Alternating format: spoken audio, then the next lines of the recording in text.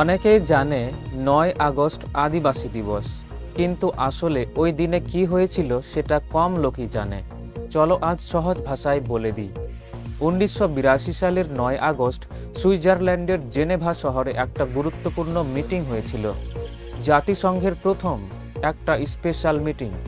নাম ছিল working group of indigenous populations, মানে পৃথিবীর আদিবাসী মানুষদের সমস্যা নিয়ে আলোচনা করার জন্য জাতিসংঘ প্রথমবার আলাদা করে একটা দল বানিয়েছিল। আর সেই দলের প্রথম বৈঠক হয়েছিল ঠিক ৯ আগস্ট ১৯৮২ সালে। ওই মিটিংয়ে আদিবাসী মানুষদের অধিকার, জমি, সংস্কৃতি, ভাষা এইসব নিয়ে আলোচনা শুরু হয়। এটাই ছিল শুরু। এর অনেক পরে ১৯৯৪ সালে জাতিসংঘ ঠিক করল যে প্রতি বছর ৯ আগস্টকে বিশ্ব আদিবাসী দিবস হিসেবে পালন করা হবে, কারণ এই দিনেই প্রথমবার আন্তর্জাতিকভাবে আদিবাসীদের কথা আলাদা করে তোলা হয়েছিল।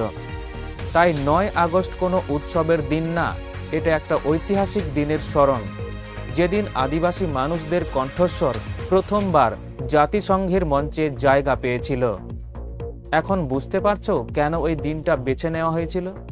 তাই আজকের দিনে শুধু পোস্ট না করে একটু হলেও এদের অধিকার আর সংস্কৃতির কথা মনে রাখা উচিত।